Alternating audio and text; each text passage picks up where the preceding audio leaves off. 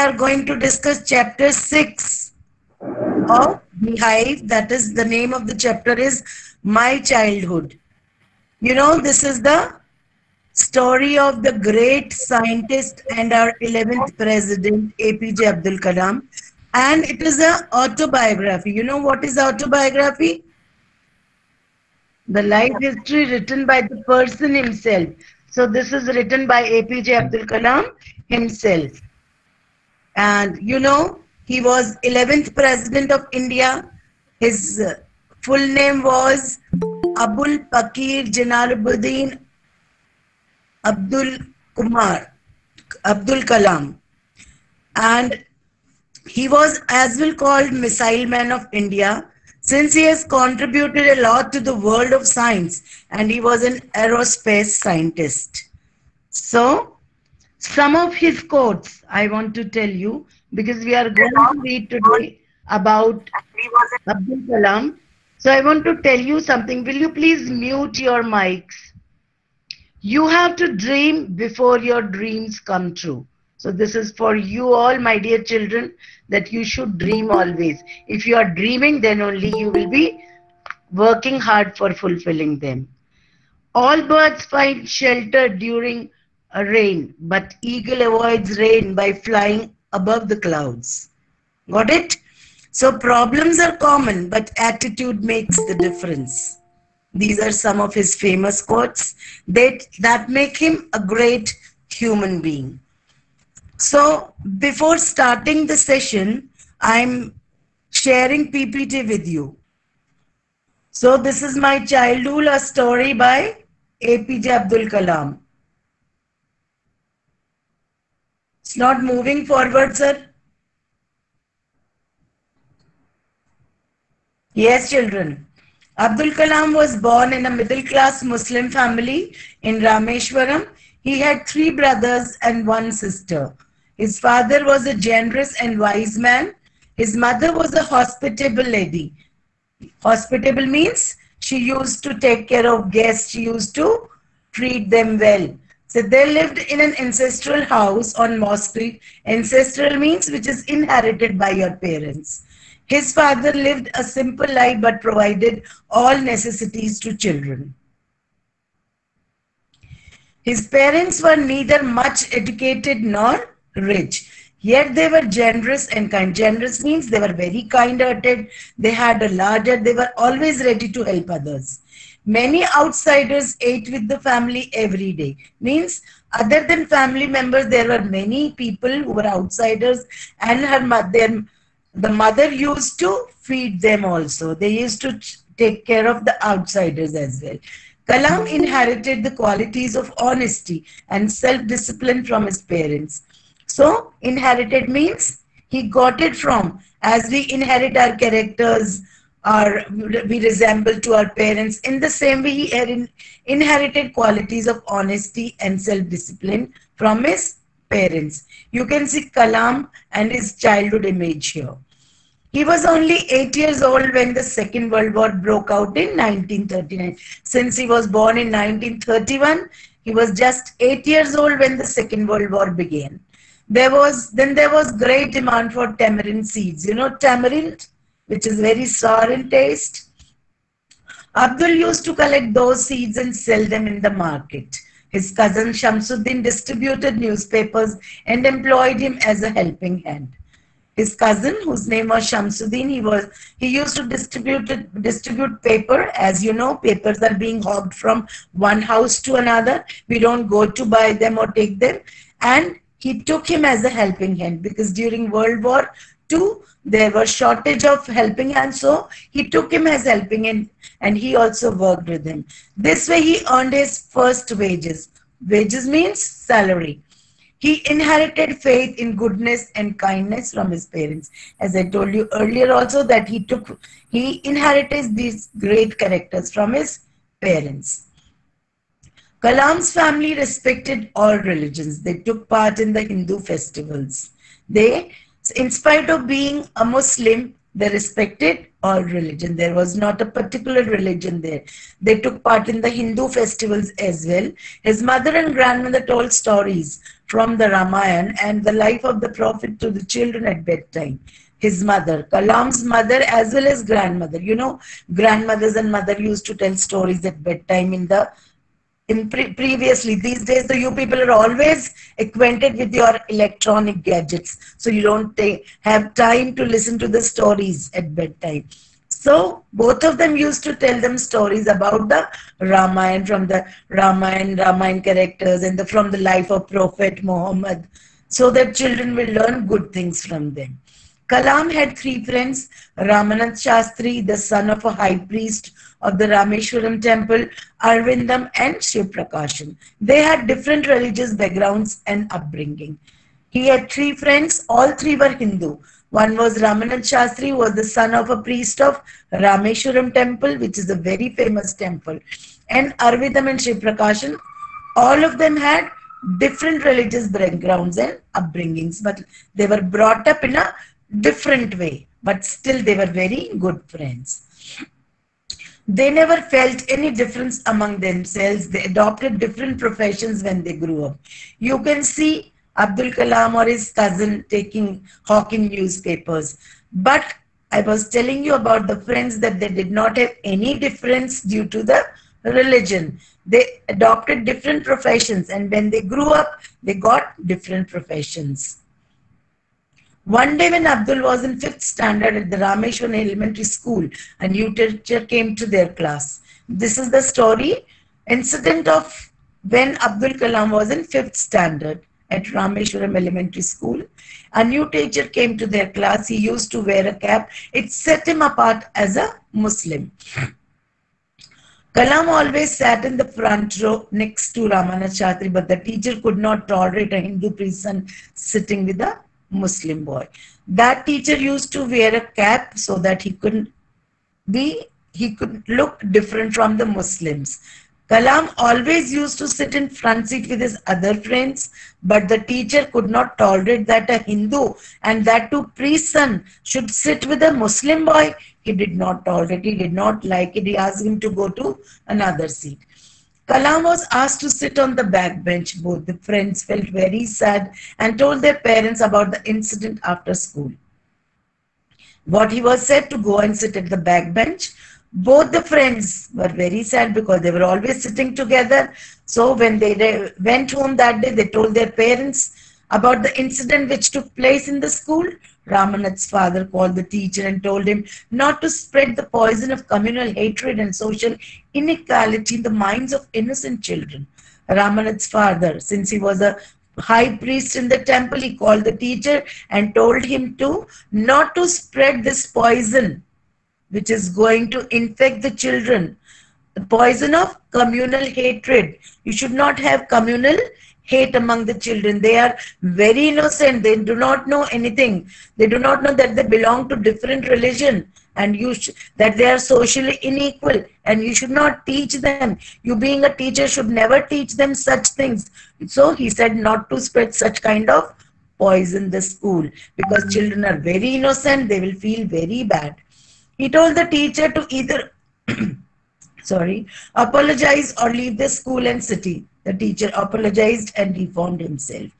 The priest told him to either apologize from all of them or leave the school or city. You can leave the school if you don't want to apologize for your whatever misconduct, what you have done with the children. You should not do such kind of thing. But the teacher, being a nice human being, apologized and reformed himself. He improved himself.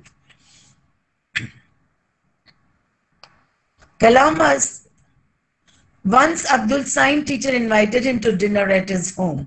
This is the story of the teacher inviting student to his home. His wife refused to serve Kalam dinner in her kitchen as she believed in religious segregation. When he went there, he was a Hindu teacher. His wife refused that. I will not serve him food in the kitchen, because those days there were no dining tables, and such kind of dining area were not used to be that time. People used to eat in the kitchen itself. It was being served hot. So his wife told that I'm not going to serve dinner to Kalam in the kitchen, because she believed that, yes, religiously we are quite different. Our religion is quite different from them. And she believed in that. The teacher himself served him food and sat beside him to eat his own meal. The teacher, he himself, served him food and both of them ate together. His wife observed from behind the door and did not find any change in Abdul's behavior. When both of them were eating, his wife looked from behind the door and she found that it was okay. He was also a natural human being like us. Then why to have that kind of segregation? After dinner, the teacher again invited him to join them next weekend. After that, the teacher asked him to come the next weekend. This time the wife served food inside the kitchen with her own hands. But this time you see the reform, the improvement. His wife served him food with her own hands. The Second World War ended. Kalam asked his father to permit him to go to Ramanathapuram to study. Now, Second World War has ended and Kalam asked his father that he wants to go to Ramanathapuram to study further for higher studies. His father knew that Kalam would have to go away to grow up, and so he permitted him. His father knew that Kalam was very brilliant child. He was not an ordinary boy, and for higher studies he had to leave that place and go to Ramanathapuram for higher studies. So he allowed him, he permitted him. He just told him to go. He told his hesitant wife that they should give their children their love, but not force their thoughts on them. Hesitant means wife was hesitant. She was very reluctant. She was very unwilling to send him to that place because he was a very small, very young child. She did not want him to send him far away from her. But his father told that our children are ours. We should love them, but we cannot impose our thoughts on them. If we impose, their growth will be hampered. Their development will be hampered. And thus he began his journey, which we all know that he grew to become 11th President of India. So I hope, students, that you have understood this. Okay, children. So can you tell me, if I ask you few questions, can anybody tell me the full name of Abdul Kalam? Yes, ma'am. Ma'am, Yes. Abul Parikh, then Jalaluddin Abdul Kalam. Abul Pakir Jalaluddin Abdul Kalam. Very good. And how many friends did he have? Ma'am, 3. Three. Ma'am, 3 Can friends. anybody tell their names? Ramanand Shastri, Avindam and Shiva Prakam. Good, good. So all of them were Hindus, and he being a Muslim boy, but there was no kind of hatred among them. There was no differences in them. Okay? So we will be starting with the chapter. Okay? You all have books in your hands? Yes, ma'am. Yes, Yes, ma'am. Yes, ma'am. Yes, ma'am. yes, ma'am. Yes, ma'am. I'm starting with on page number 68. Open your book at page number 68. I was born into a middle-class Tamil family in the island town of Rameshwaram in the erstwhile Madras city. So this is autobiography of APJ Abdul Kalam. So himself, he's writing himself, he's personifying himself that I was born into a middle-class family. It was not a very high family and not with a very low status. It was a Tamil family and it was island town. Island town is, what is an island town? Yeah. Island town is it is around in the erstwhile Madras. Erstwhile means formerly we were calling it Madras, but now it has been changed its name. Its name has been changed to Chennai. My father Jalaluddin had neither much formal education nor much wealth. So he's talking about his family, that his father was not very rich and not very poor, since it was a middle class family. Despite these disadvantages, he possessed great innate wisdom and a true generosity of spirit. In spite of having These disadvantages, that he was not very rich, but he was having inborn quality. Innate means inborn qualities which are there in one's nature of wisdom. He was very wise and true generosity of spirit. He had an ideal helpmate in my mother, Ashyama. Ashyama was the name of his mother, and he's telling that he had great help because they both were made for each other and they were always helping each other because both were having same kind of nature. Are you getting my point, everyone? Yes, ma'am. Yes, ma'am.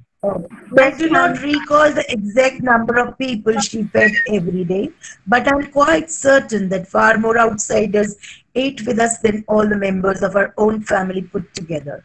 So, as I told you in PPT only, that there were many people, many outsiders who used to eat at their home every day. So he's saying that I cannot recall the exact number of these people who used to come and eat with us every day, but I am quite certain that far more outsiders ate with us than all our family members. If we are all put together, more than that, outsiders are used to eat with us every day. Means if we were 30, more than 30 people were always there to eat with us. But mother was a very kind-hearted, mother and father both were very kind-hearted and very generous kind of people. I was one of many children since it was a joint family, and even their father, they had many children. A short boy with rather undistinguished. He was not very tall. He's talking about himself that he was an ordinary boy, very simple looking boy, did not have any good looks or undistinguished that will keep him apart from others. Undistinguished means he could not be distinguished from others. He was very simple. Born to tall and handsome parents, since his parents were very handsome and very tall, but he was very ordinary and not very tall. We lived in our ancestral house, parental house, maybe belonging to great grandparents or great grandparents. So he said that we lived in an ancestral house which was built in the middle of the 19th century, which was built somewhere in the 90s. It was quite old. It was not very new. Since it was ancestral, it was inherited by grandparents and it was made in long back, around 100 years ago. It was a fairly large Pakka house made of limestone and brick. It was fairly large. It was quite large and Pakka. It was not that Kacha house made of mud and all that mud and thatch. It was Pakka house which was made of limestone and bricks, and it was situated on the Mosque Street in Rameshwaram. My austere father used to avoid all inessential comforts and luxuries. Austere means he was quite simple. He was strict as well and sometimes used to be very severe as well. That is why the children were quite obedient and passionate enough. So his simple father, he always used to avoid all essential comforts and inessential comforts and luxuries, since they were not very rich. So luxuries and comforts were not allowed, were not a part of their life. However, all necessities were provided for in terms of food, medicine or clothes. But whatever was required, whatever was essential was provided to them. May it be clothes, may it be food or medicine. Such kind of things were given to them, were provided to them. In fact, I would say mine was a very secure childhood, but both materially and emotionally. So Abdul Kalam here wants to say that my childhood was a very secure one, emotionally as well, because we all were bonded with each other. All family members are bonded with each other. So emotionally it was quite secure, and materially also we were getting all the things that were essential for our livelihood. Now the next page, children, 69 page. Shall we shift to the next page? Yes, ma'am. The Second World War ma'am. broke out in 1939. Yes, children, okay. The Second World War broke out in 1939 when I was 8 years old. Now he's talking about the Second World War when he was just 8 years old. It was in 1939. For reasons I have never been able to understand, a sudden demand for tamarind seeds erupted in the market. During World War II, there was a high demand of tamarind seeds. What were the reason behind it? Nobody knows. Not even Abdul Kalam himself knew. But there was a great demand of tamarind seeds, and he used to collect the seeds and sell them to a provision shop on Mosque Street. He used to collect those seeds and sell them in a Mosque Street nearby his house. A day's collection would fetch me the princely sum of the anna. Princely means quite a big amount, as prince used to get a big sum of amount, which was sum of 1 anna. As we have paise and rupees this time, that in that time it used to be anna, and 1 anna used to cost 6 pice. So he was having anna, and it was a big sum amount, and by selling those tamarind seed he used to get it every day, and he was very happy. My brother-in-law Jalaluddin would tell me stories about the war, which I would later attempt to trace in the headlines of Dinamani. Brother-in-law, maybe his sister's husband or something. Jalaluddin used to tell him stories about the war, which I would later, about which he used to see later in the newspaper. The name of the newspaper was Dinamani. His brother-in-law used to tell him the stories of the war which broke that time, and then he used to look for them in the newspaper. Our area being isolated was completely unaffected by the war. Since our area was isolated, it was in a lonely place. There were not many houses or something nearby. So we were completely unaffected by the war. But soon India was forced to join the Allied forces, and something like a state of emergency was declared. But soon we were forced to, since it was a world war, so India as a nation was forced to join the Allied force. Allied means when there are many forces together, and Allied was armies of UK, USA, Russia, because they all were allied, they all were working together.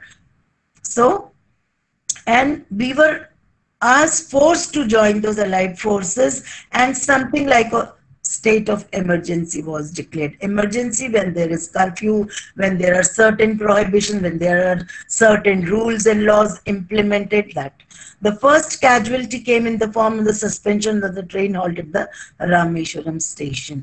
First of all, which rule was suspended? That at Rameshwaram station the train will not stop. It will not be halted there.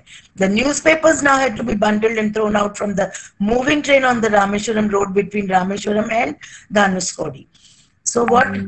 Because the train had to used to bring the newspaper bundles, and now when it was not halting at the Rameshwaram station, so bundles had to be thrown out at the station between Rameshwaram and Dhanuskodi. That forced my cousin Shamsuddin, who distributed newspapers, to look for a helping hand to catch the bundles, and as if naturally, I filled the slot.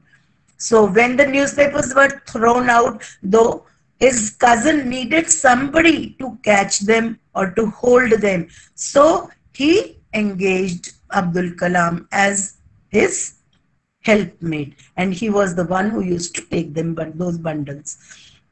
Shamsuddin helped me earn my first wages. So this way he could earn his first salary by getting those newspapers, by helping him. He used to help him. Half a century later, means around 50 years later, I can still feel the surge of pride in earning my own money for the first time. So here Abdul Kalam is very pleased to share with us that even after 50 years of that, I can still feel proud that yes, I got my first salary at that time. So children, this is the story of APJ which we all know. I'm going to show you one video.